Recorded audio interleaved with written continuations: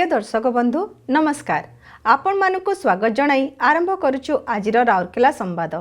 मुख्य संवाद रे राउरकेला इस्पात कारखानार शक्ति परिचालना विभाग द्वारा प्रथम थर पई गैस मिक्सिंग टैंक रो सफल प्रतिस्थापन।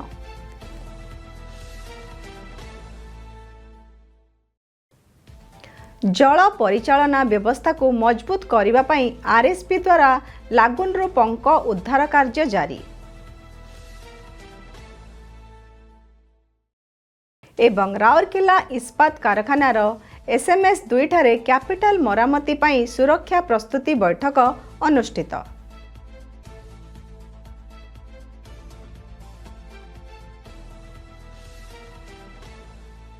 मुख्य समाचार परे एबे खबर विस्तृत भावरे।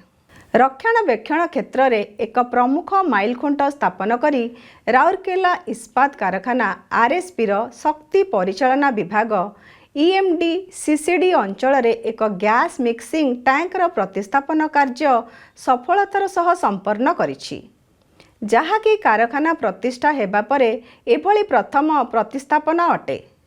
एही गुरुत्वपूर्ण प्रकल्प जुलाई प्रथम सप्ताह रे कार्यकारी करा जायथिला एवं जुलाई 9 तारिख रे विभागर वरिष्ठ कार्यनिर्वाही और अन्यान्य कर्मचारी उपस्थिति रे ईएमडी रा भारप्राप्त महाप्रबंधक श्री एएस खाका द्वारा यह आनुष्ठानिक भावे उद्घाटित हो जाइछि।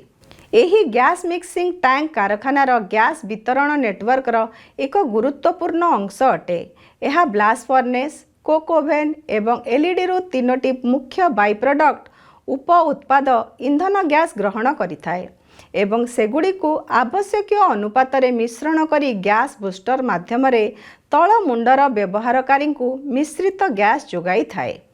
सीसीडी अंचल रे 2टी जीएमटी रही। नूतन भावे प्रतिस्थापित जीएमटी 3टी गैस बूस्टर विशिष्ट एक सिस्टम को गैस जोगाउथिबा बेले अन्य टैंकटी 2टी बूस्टर को सेवा जोगाउछि, जहाँ एही प्रतिस्थापित संचरणर रणनीति को गुरुत्व को दर्शाउछि। गैस गुड़िकर प्रकृति एवं एही सिस्टमर जटिलता हेतु एही प्रतिस्थापन कार्य विशेष भावे आह्वानपूर्ण एवं विपदपूर्ण थिला। कारखाना परिचालन रे व्याघात को सर्वनिम्न करबा पई न्यू प्लेट मिल रो कैपिटल शटडाउन समय रे एही कार्यकलाप संपादन करा जायथिला। ईएमडी रो महाप्रबंधक श्री के बार्ला समग्र प्रकल्प कार्यर समन्वय रक्षा करिथिबा बेले ईएमडी रो उप महाप्रबंधक एक विभागीय सुरक्षा अधिकारी श्री बीपी पांडे समस्त सुरक्षा संबंधी दिग गुड़िकर तदारख करथिले। एही सफल प्रतिस्थापन ईएमडी पाई एक गुरुत्वपूर्ण वैषयिक सफलता को चिन्हित करुछि एवं एक विश्वसनीय तथा दक्ष गैस वितरण व्यवस्था बजाय रखिबा पाई आरएसपी रो प्रतिबद्धता को सुदृढ़ करुछि।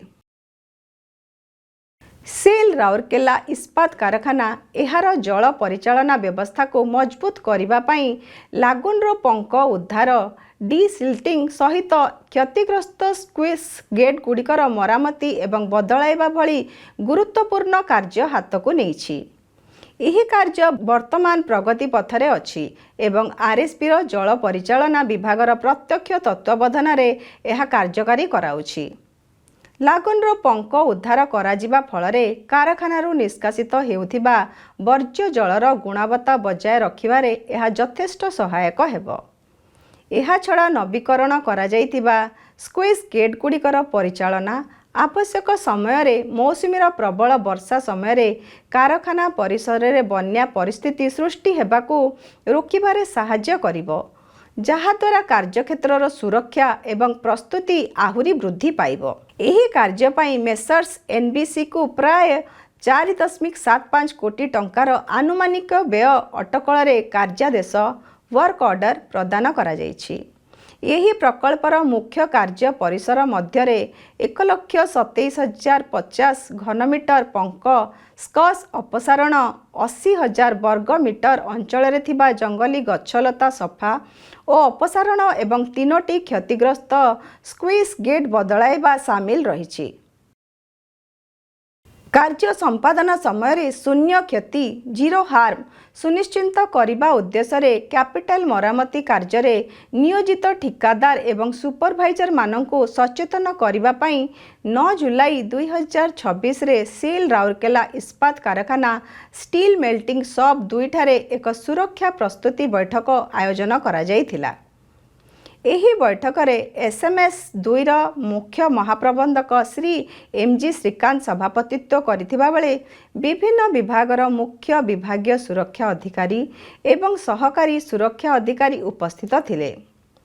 एही अधिवेशन रे अंशग्रहणकारी माननकु गुरुत्वपूर्ण सुरक्षा नियमावली प्रोटोकॉल विपद चिन्हट विपद ह्रास करिवार उपाय निरापद कार्यशैलीर अनुपालन व्यक्तिगत सुरक्षा उपकरण पीपीई रो व्यवहार एवं मरामती कार्यकलाप समय रे कठोर सुरक्षा श्रृंखला बजाय रखिबार गुरुत्व विषय अवगत करा जायथिला। एही कार्यक्रम रे ठिकादार संस्थार मोट 9 जन मालिक प्रोपाइटर सेमानकर सुपरभाइजर मानक सह अंशग्रहण करथिले।